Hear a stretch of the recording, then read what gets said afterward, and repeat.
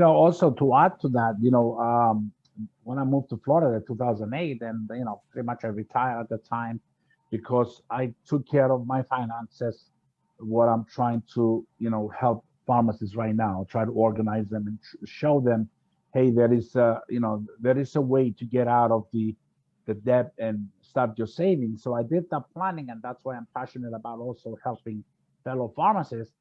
But I opened another pharmacy in Jupiter, and I was always also successful because, again, the same mentality.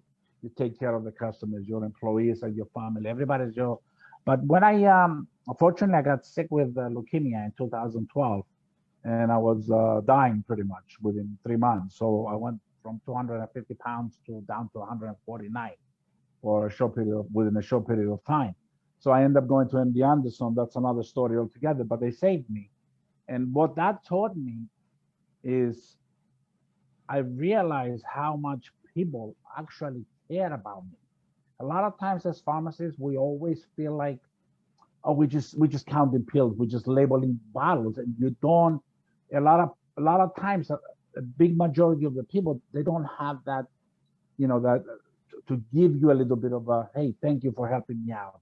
But when something bad, God forbid, something happened to you, the support that I received from my store in Long Island and from the one in Jupiter, I tell people the story and they look at me like, what? People were actually paying my ticket to go to Houston to get treated out of their own money.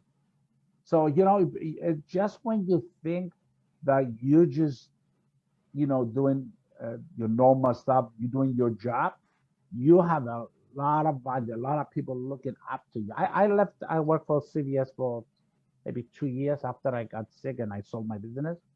And I left, and it's been 4 years. They're still thinking that I'm going back to it. So it's, people, they look at you because I know the CVS that I work is close to my house. So they see me and I said, when are you coming back? It's been 4 years. You think you think they say, oh, you know what, he's not coming back? They still look at you. That's the biggest reward as a person I could receive, as a professional I could receive, that people actually see you and they say, you know what, in New York, I don't think I went to a restaurant and I ever paid because some customer was going to be and they'll pick up my tab. That's a professional that it's just verifies you and it gives you motivation to go back the next day and do even better. Unfortunately, it doesn't happen a lot, but when it happens, I don't think there's a better feeling in the world. Yes, sir. That's amazing. Um,